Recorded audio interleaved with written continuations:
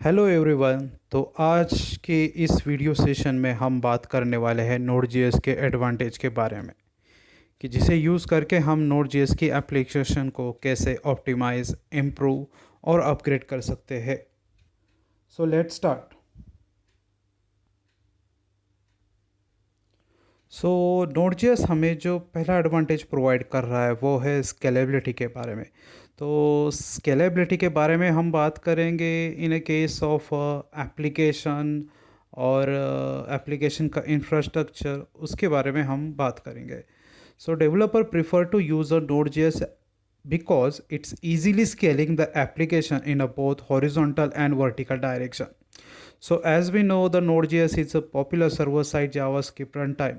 Also popularity among the developer due to its features like non-blocking, event-driven architecture, which make a well-suited for the building a scalable application. तो इस statement में मैंने दो terms को highlight किया हुआ है, हॉरिजॉन्टल एंड वर्टिकल। तो यहाँ पे हम हॉरिजॉन्टल स्केलेबिलिटी और वर्टिकल स्केलेबिलिटी के बारे में बात करेंगे कि हॉरिजॉन्टल स्केलेबिलिटी होती क्या है। तो horizontal scalability refer to ability to increase the capacity of application by adding more machine, जिसको हम नोड कहते हैं, to the existing system. Suppose in a case imagine कीजिए कि आप एक नोड जेएस एप्लीकेशन रन कर रहे हैं सिंगल सर्वर के ऊपर। तो वो सर्वर जो है वो एक सर्टन अमाउंट तो क्या कर रहा है, ट्रैफिक और यूज़र की रिक्वेस्ट को क्या कर रहा है, रिप्लाई कर रहा है। बट जैसे ही क्या होगा, यूज़र्स की ग्रोथ होगी या मतलब जो भी रिक्वेस्ट आ रही है उसमें ट्रैफिक ज़्यादा बढ़ रहा है। तो instead of upgrading the existing server, we add more powerful hardware, so you can add a more server to distribute this load. तो हम यहाँ पे क्या कर रहे हैं कि जैसे क्या होगा, ट्रैफिक बढ़ते जाएगा तो उसका लोड क्या होगा, वो सिंगल सर्वर पे आएगा। तो जिससे क्या होगा, हमारा जो भी रिस्पांस टाइम है वो सर्वर का जो भी रिस्पांस टाइम होगा वो क्या होगा, डिग्रेड होगा। तो उस लोड को हम क्या करने, डिवाइड डिस्ट्रीब्यूट करने के लिए हम क्या करेंगे, नया सर्वर ऐड करेंगे। तो जिससे क्या होगा, हमारा जो ट्रैफिक है वो जो नए सर्वर है उसके ऊपर हम क्या कर सकते हैं, डाइवर्ट कर सकते हैं। इससे हमारा एप्लीकेशन इजीली वर्क करेगा। तो इसको हम कहते हैं हॉरिजॉन्टल स्केलेबिलिटी।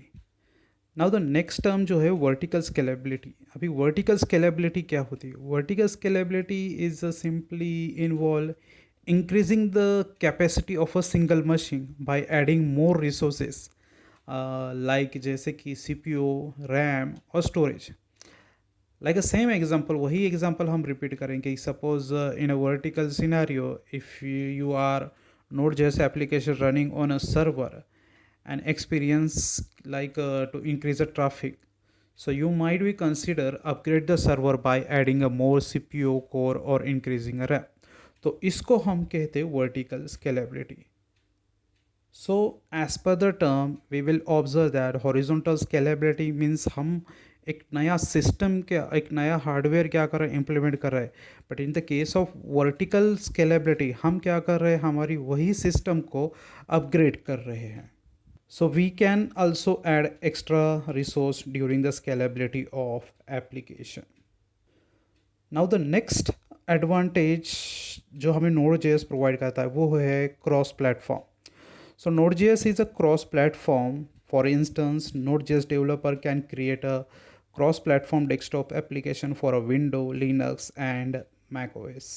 सो मैंने प्रीवियस वाले वीडियो में मैंने आपको नोड जेएस के क्रॉस प्लेटफॉर्म के बारे में डिस्कस किया था। Cross platform it simply means कि हमारी नोड जेएस एप्लीकेशन हम किसी भी ऑपरेटिंग सिस्टम के ऊपर उसको एग्जीक्यूट कर सकते, या और कहा जाए कि नोड जेएस जो है वो सभी ऑपरेटिंग सिस्टम को सपोर्ट प्रोवाइड करता है, जैसे कि विंडो हो गया, लिनक्स हो गया, मैक ओएस हो गया।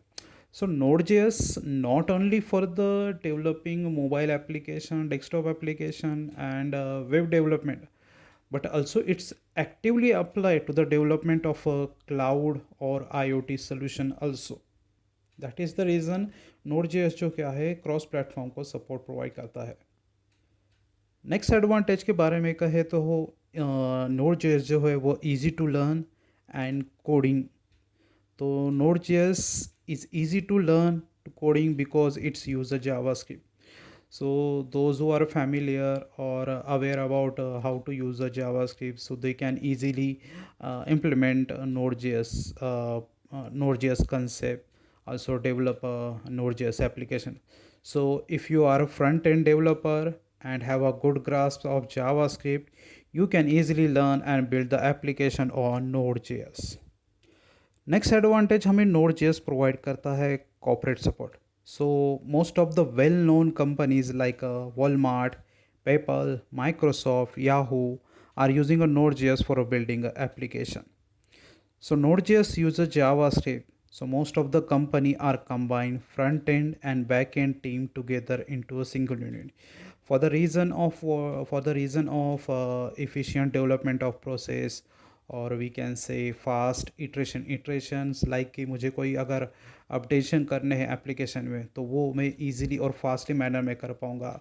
also more organized application architecture also, that is the purpose most of the corporate use the Node.js technology.